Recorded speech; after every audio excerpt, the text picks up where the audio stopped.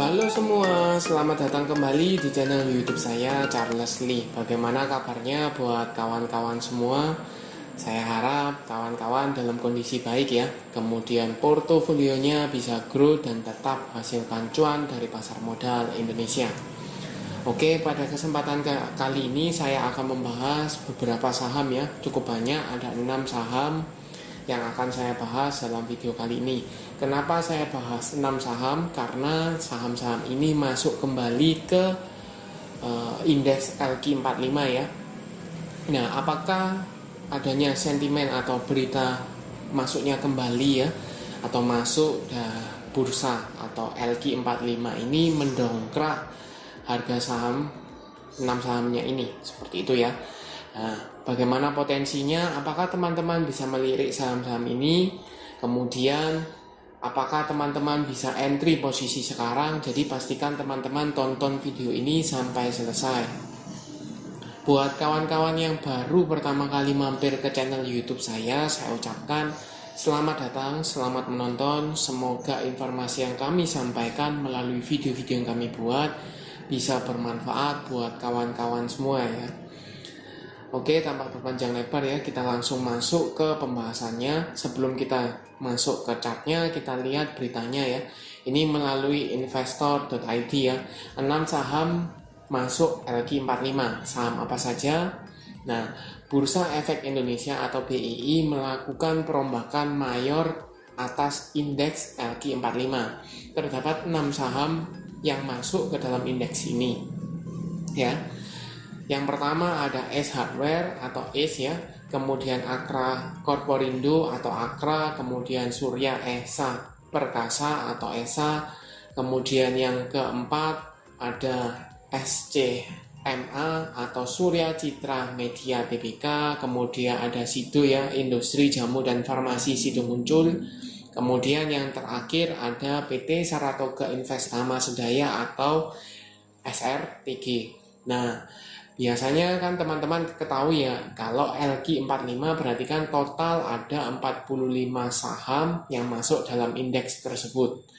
Nah, kalau dengan adanya 6 saham masuk, berarti ada 6 saham juga yang keluar. Saham apakah itu? Saham ini adalah Bevin Finance ya, Bevin Finance Indonesia atau Bevin, kemudian Era Jaya Swasembada atau Era, kemudian HM Sampurna Tbk, HMSP, kemudian ada Mitra Keluarga Karya Sehat atau Mika, kemudian ada grupnya MNC ya, MNCN, Media Nusantara Citra, kemudian ada Wijaya Karya atau Wika. Jadi clear ya, ada 6 saham yang keluar, ada 6 saham yang masuk.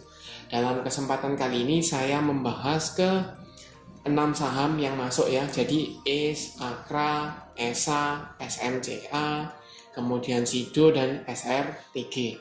Nah, seperti itu ya. Jadi cukup clear beritanya. Sekarang kita masuk ke pembahasan untuk saham yang pertama. Ada ACE Hardware Indonesia atau ACES ya. Untuk ACE Hardware hari ini mengalami kenaikan ya 8% ke level 486. Kalau dilihat secara tren jelas ya, ini masih dalam fase downtrend cukup parah ya.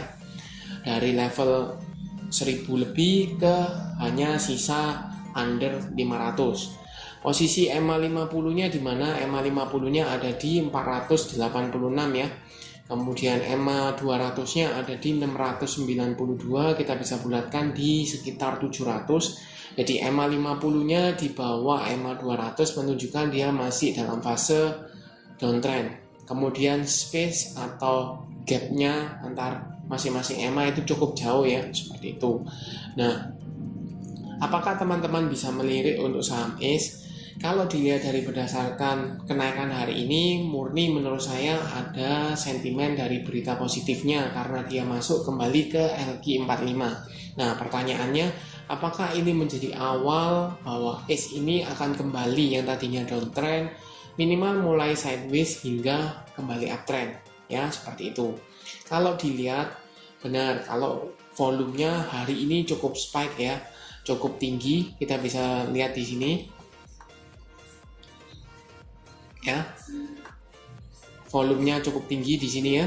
Jadi jelas bahwa hari ini ada berita bahwa ACE masuk kembali sehingga volatilitasnya untuk saham ACE ini bergejolak. Nah, untuk garis MACD ini jelas masih dalam range sideways ya, secara minor masih sideways, cuman sekarang perlahan-lahan mulai mengarah ke atas kembali. Nah, buat teman-teman apakah bisa entry untuk posisi sekarang? Kita pastikan ke broker summary-nya ya. Untuk saham ACE saya coba cekkan hari ini ya, tanggal 26 dengan value net ini saya coba cek ada sedikit akumulasi ya. Oleh siapa? Oleh AK, MG, GR, YP, ZP seperti itu. Harganya pun teman-teman bisa cek ya, 470-an. Jadi posisi sekarang mereka sudah floating profit seperti itu.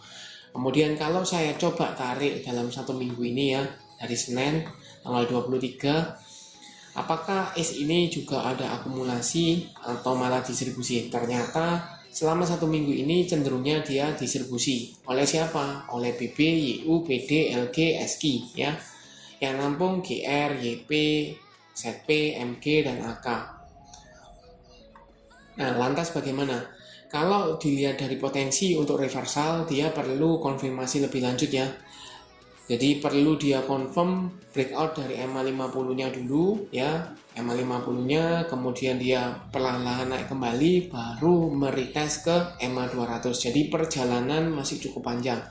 Overall bagaimana untuk sekarang? Menurut saya masih fasenya downtrend ya. Buat teman-teman lebih baik cari saham yang lain yang trennya tidak downtrend ya, minimal sideways itu masih lebih memungkinkan seperti itu ya. Itu untuk ACE. Kita lanjut ke saham kedua, ada Akra ya, AKR Corporindo Tbk. Untuk Akra hari ini tanggal 26 Januari mengalami kenaikan ya, hampir 4% atau lebih tepatnya 3,7% ke level 1400 angka bulat ya. Kalau teman-teman lihat di sini, ini juga dekat dengan area resist atau kita bisa asumsikan di area resistnya ya. Seperti itu. Kalau dilihat posisi MA50-nya ada di 1350, MA200-nya ada di 1235-40-an ya. MA50 di atas MA200 menunjukkan dia masih dalam fase uptrend ya. Walaupun secara minor di beberapa minggu atau beberapa bulan ke belakang ini cenderungnya masih sideways di range 1200 sampai dengan area 1400. Nah, sekarang kan posisinya Akra ini di range area resist nih 1400. Apa yang bisa teman-teman lakukan? Kalau dilihat secara volume, kenaikannya hari ini disertai dengan volume, kemudian garis MACD ini jelas masih mengarah ke atas, mengindikasikan apa? Ada tekanan atau dorongan belinya masih cukup oke. Kita coba konfirmasi ke broker summary-nya ya. Untuk Akra kita langsung cekkan selama satu minggu ya. Untuk Akra dalam satu minggu ini jelas masih ada akumulasi ya. Oleh siapa? Oleh PD, AK, BK, TP, AI. Yang jual ada YU, KZ, YP, BG, kemudian BB. Harga rata-rata teman-teman bisa cek ya, under 1400, 1380, 90. Jadi overall masih harga modal ya. Kalaupun profit masih cenderungnya masih cukup tipis seperti itu ya. Nah, bagaimana potensinya? Apakah teman-teman bisa entry untuk saham Akra? Teman-teman, menurut saya lebih enak kalau teman-teman buy on breakout. Kenapa? Ketika dia mampu breakout disertai dengan volume ya, maka teman-teman bisa entry. Untuk target, karena dia kembali di atas MA50, maka cenderungnya dia akan bergerak uptrend ya. Kalau bergerak uptrend, patokannya adalah selama berada di atas MA50, teman-teman masih layak untuk di hold ya. Itu dengan catatan kalau mampu breakout ya. Kalau seandainya dia tidak mampu breakout, bagaimana? Mungkin teman-teman akan dikasih waktu konsolidasi ya, karena beberapa hari sudah mengalami kenaikan. Barangkali dia retest sekali gagal, kemudian pantulan di MA50, kemudian di breakout. Ya, jadi buat teman-teman yang sudah punya, teman-teman bisa wait and see ya, sesuai dengan arahan. Kalau seandainya dia gagal breakout dari area 1400 tetapi masih berada di atas EMA 50, teman-teman masih bisa di hold. Tetapi dia breakdown dari EMA 50, teman-teman out ya, lebih bagus tunggu lagi di area 1200 ya. Itu untuk Akra. Kita lanjut ke saham kedua. Saham ketiga tadi ada ESA ya, Surya Esa Perkasa. Untuk ESA ini sebenarnya saya sudah buatkan ya pembahasan sebelumnya, cuman saya akan membahas secara singkat ya. Overall karena masih sama dengan analisa saya sebelumnya, jadi saya cuman membahas garis besarnya. Untuk garis besarnya, ESA hari ini mengalami kenaikan ya 4,1% ke level Rp1.015. Kalau dilihat ini secara dinamis trendline minor itu sudah patah trend ya, sudah berhasil patah dari downtrendnya. Tetapi kalau cenderungnya lebih panjang ya, ini masih belum. Nah, perlu konfirmasi lebih lanjut ketika dia breakout di area 1035, 1050 ya, di area sana. Kalau seandainya ESA mampu breakout, cukup bagus menandakan dia apa? Dia patah tren dari downtrend minornya ya.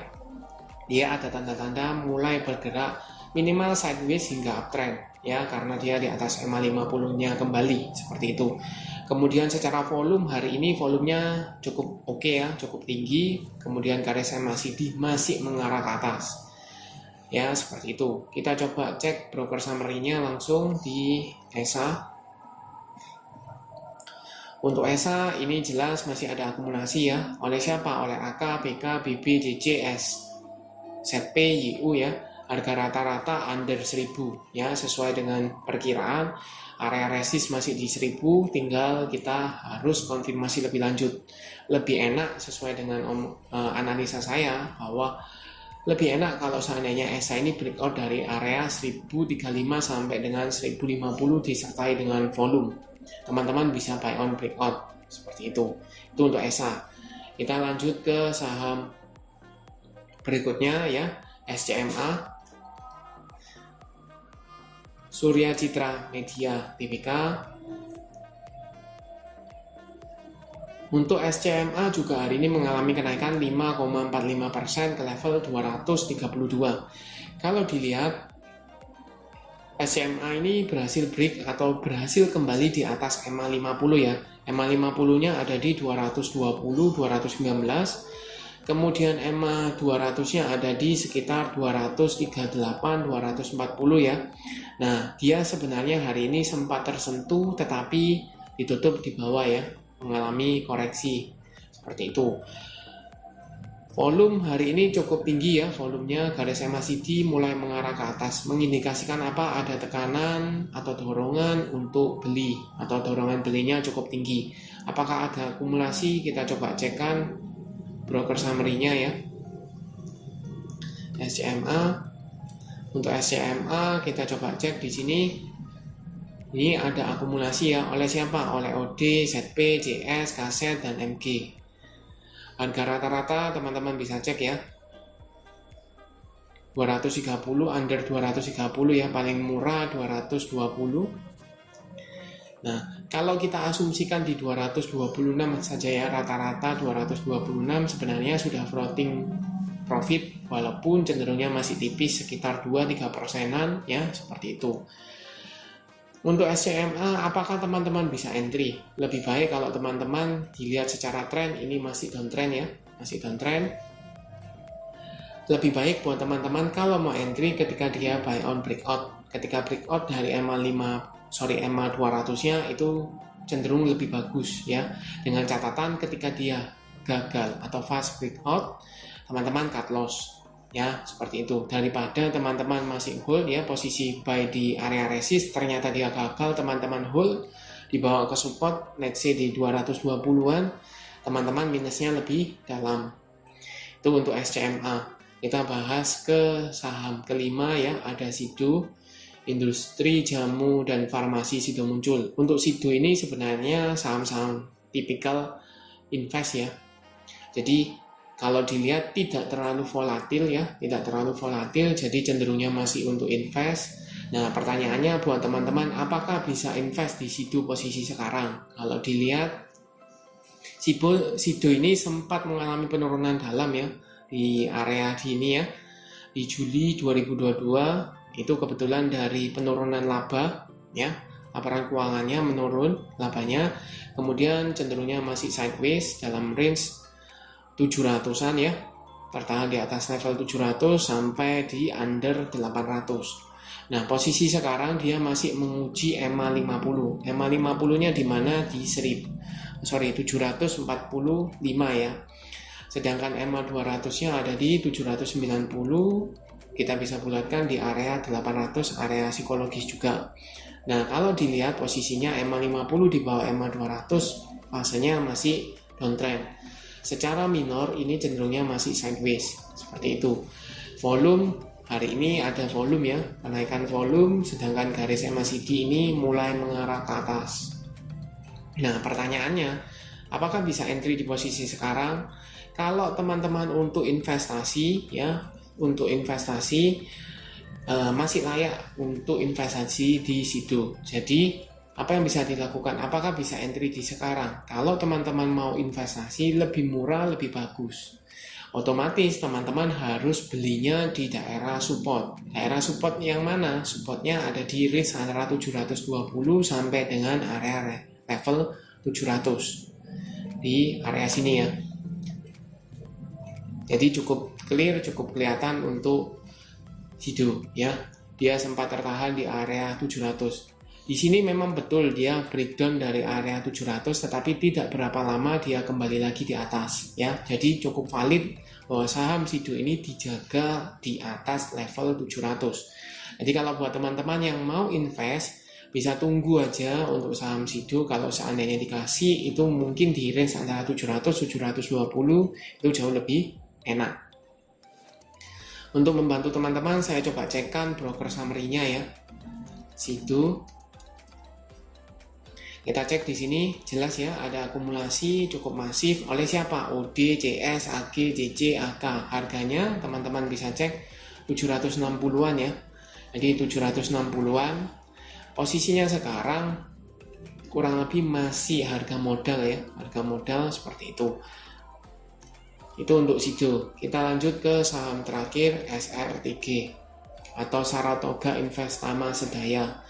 Untuk Saratoga hari ini juga mengalami kenaikan ya 3,35% ke level 2470.